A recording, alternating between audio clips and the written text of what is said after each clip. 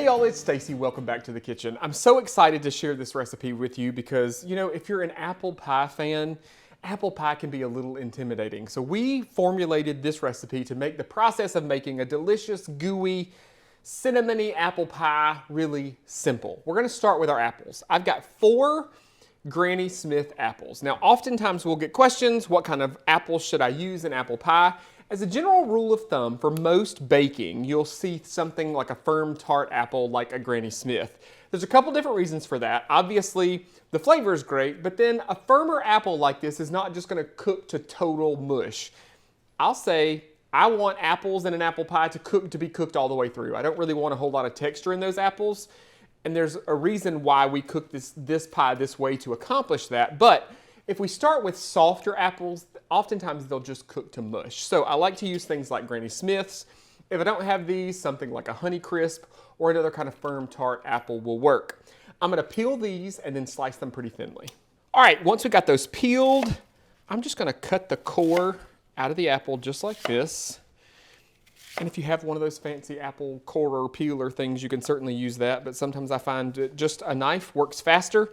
Once I've done that, I'm just gonna slice this into about 1/8 of an inch slices. Now, if you want a little more texture, if you like your apples a little firmer, then you can certainly cut these a little bit thicker. The thinner that you cut them, the greater the likelihood that they're gonna cook all the way through in the oven. All right, once we got those sliced, we're gonna give them a little flavor. So what I'm gonna do here is I got a large bowl. You want this bowl big enough where we're gonna toss all this together. So I'm gonna transfer all of my apples into this large bowl here. And to this, I'm going to add 1/3 cup of granulated sugar, 1/3 cup of firmly packed light brown sugar. I'm adding a teaspoon of cinnamon and between 1/8 and 1/4 teaspoon of nutmeg. Now, they make apple pie spice blends. You can totally use that. You can use just cinnamon. You can kind of flavor this however you'd like. I'm also adding 3 tablespoons of cornstarch. Now this is what's gonna kind of hold our pie together, and it's gonna firm up when it mixes with the juice from the apple and give us that nice silky filling inside of our crust. I'm just gonna use my hands and just toss all this together.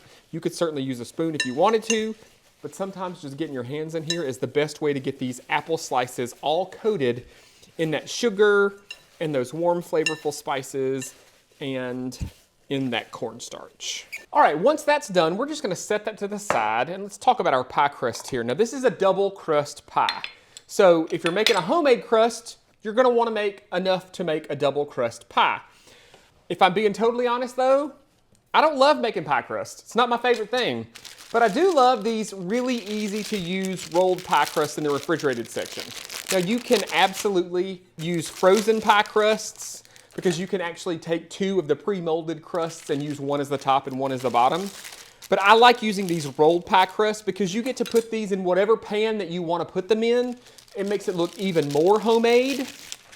So anyway, I find that these work great, they taste decent, and are a lot less work. You're gonna wanna let these sit out and come to room temperature so that they're a little bit easier to work with. Now, when it comes to your pie plate, I've got about a 9-inch deep dish pie pan. I like to use metal for baking like this. I think the crust sets better and it doesn't get soggy, but I recommend either metal or ceramic in this case. What I'm gonna do is just plop this crust right over into my pan here and be very cautious not to stretch this dough too much, because what's gonna happen is, as it bakes, it's gonna shrink back to that size that it was rolled up. And if you stretch it, then it's all gonna shrink back together. So try to work this to where you're not so much stretching it, but kind of carefully working it into your pie pan here. What I'm doing is just kind of using my fingers just to kind of press it down gently without stretching it too much. And then just work that edge right over the edge of the pie pan. Right to the edge there. And if we have a little overhang, what I'm gonna do is just take my knife here and just kind of run it right around the edge just to trim off that excess. And we're gonna fix that in just a second and make it look a little bit nicer. At this point, the goal is just to get it here in our pie plate. So you can see we got it all down in there, kind of worked that into the edges. It doesn't have to be pretty at this point. You get a little air bubble, you can kind of just lift that edge up and work it out. All right, now we're gonna put our apples in here. We want apples, liquid, everything that's in this bowl, we want it into our pie crust.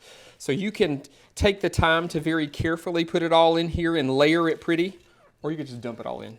I'm gonna kind of work these to the edges just to make sure that it's somewhat even. I've got my other crust open here. I'm just gonna roll this out, just as before, and just kind of press that lip open. You know, one side of this always has that little pinched edge, so just kind of press that flat.